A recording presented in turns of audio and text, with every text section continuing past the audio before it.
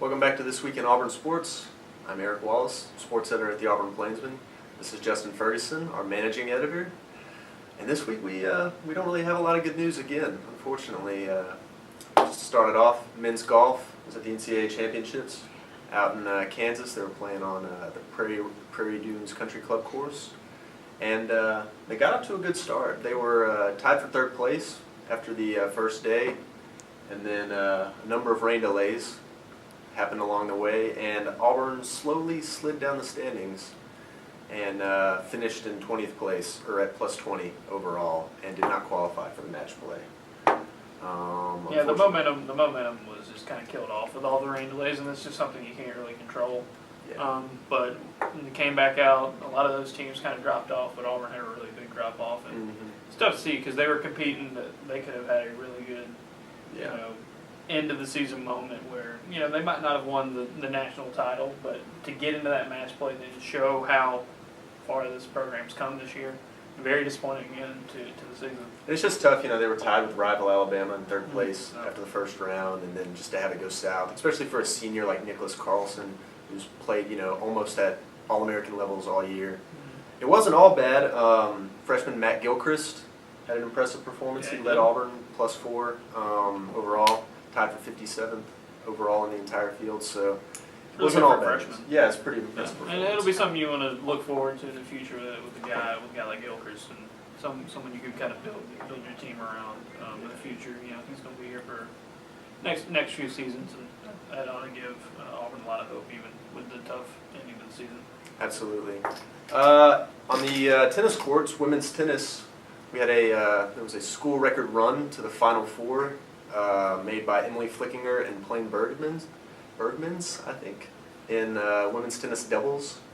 They got there, they defeated the number 3 overall North Carolina doubles team, and unfortunately their run came to an end against Georgia on Sunday. But it was a school record run. No doubles pair, men or women's, has ever made it that far before.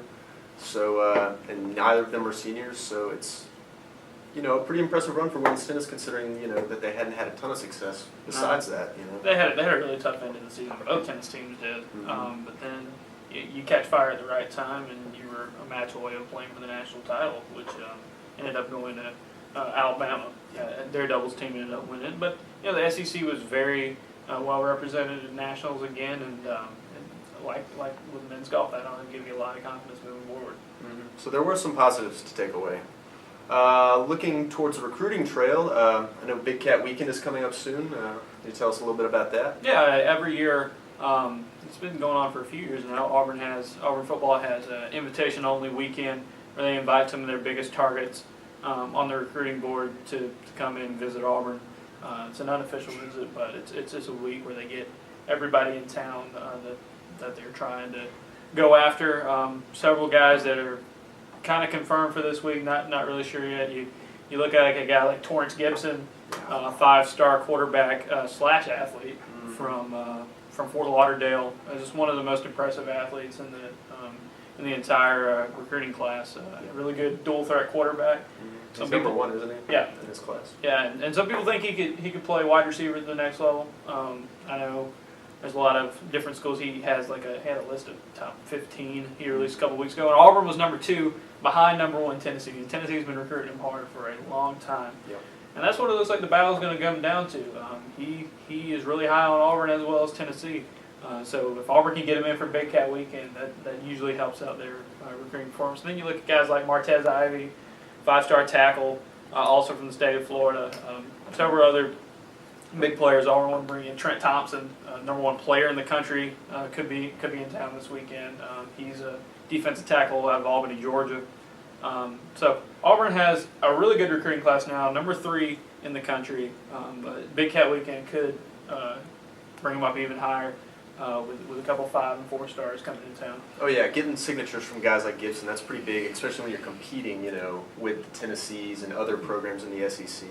So Big Cat Weekend is a pretty big opportunity for Auburn to stake its claim on some athletes. Just to plug our non-print edition that's going online, we're not printing this week. We'll only be printing every 2 weeks over the summer. But you can check it out online at our website, ThePlainsman.com. But this week the sports section is starting a new feature where we are ranking all of Auburn's 15 athletic teams from 15 to 1. And this week we start off with Sonny Galloway and the Auburn baseball Tigers after their, I guess you could call it disappointing season, not even reaching Hoover in the SEC tournament. Yeah. So you definitely want to check that out. A lot of debate between people on staff, and I know people out in the Auburn campus and the community. Men's basketball, baseball, both had disappointing seasons. Men's basketball looks like they're going to have a little bit more promise with Bruce Pearl, but Galloway's got a long way to go. And this season started with some promise, and it faded pretty quickly. And it's gonna be tough, especially when you look at a team like the softball team who took a brand new coach and almost made it to super regionals for the first time ever.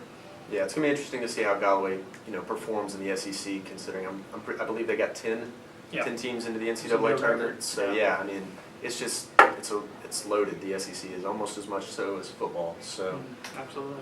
It's a tough task for Sonny Galloway, and I'm sure it won't be long before we see men's basketball on our rankings. But you should definitely check that out all the way leading up to the football season.